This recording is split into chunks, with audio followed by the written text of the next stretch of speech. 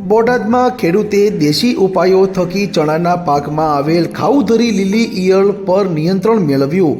જાણો આ રહ્યા એના ઉપાયો. બોટાદ જિલ્લામાં શિયાળુ પાકનું વાવેતર થયું છે, જેમાં ડુંગળી, ઘઉં, ચણા સહિતના રવિ પાકોનું વાવેતર કરવામાં આવ્યું છે. ખાસ કરીને બોટાદ ગરડા પંથકના ખેડૂતો દ્વારા રવિ પાકમાં દેશી ચણાનો મોટા પ્રમાણમાં વાવેતર કરવામાં આવે છે.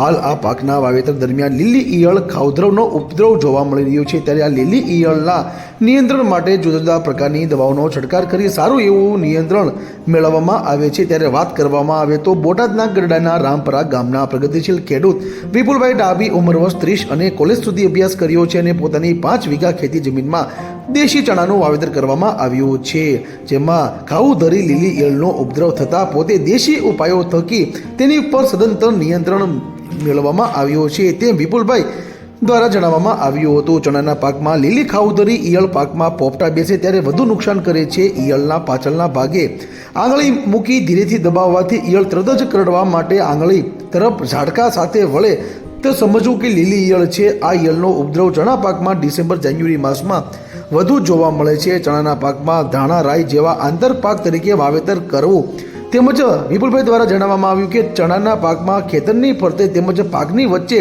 પિંજર પાક તરીકે ગલગોટાનું વાવેતર કરવાથી લીલી ઈયળની માદા ફૂદી ગલગોટા તરફ આકર્ષાઈને ત્યાં ઈંડા મૂકે છે, જેથી ઈંડા મુકાયેલા ફૂલ ચૂંટી લેવા અથવા તેના પર દવાનો છંટકાવ કરી તેમ ઈયળોનું નિયંત્રણ કરવામાં આવે છે. તેમજ વિવિધ ઉપાયો થકી પોતે આજે નિયંત્રણ મેળવવામાં આવ્યું છે, તેમજ વધુ માહિતી આપવામાં આવી હતી.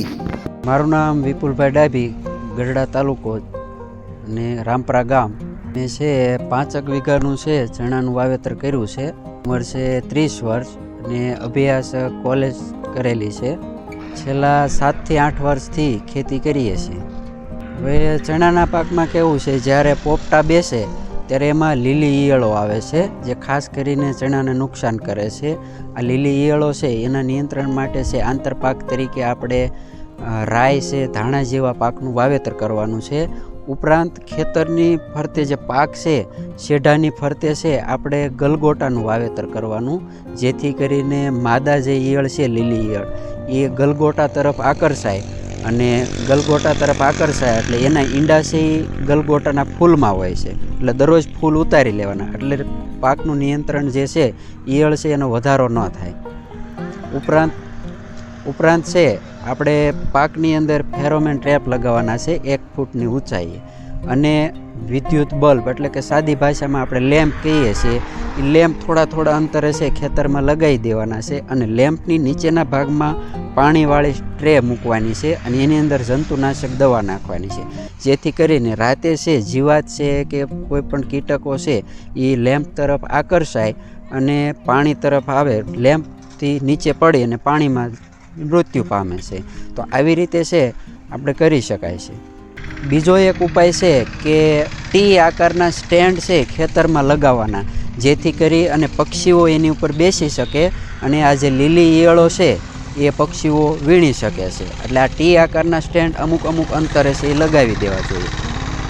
આવી રીતે છે ઘણા બધા પ્રયોગો કર્યા. ફેરોમેન ટ્રેપ લગાવી, લેમ્પ મૂક્યા છે, જંતુનાશક અમુક ટ્રે મૂકી છે, ટી આકારના સ્ટેન્ડ મૂક્યા. આવા ઘણા બધા ઉપાયથી આજે ચણાના પાકમાં છે લીલી ઈયળો બિલકુલ ઓછી જોવા જ નથી મળતી. ક્યારેક કદાચ ભાગ્યે જોવા મળે છે, પણ નુકસાન કરતું ઘણું બધું અટકી ગયું છે.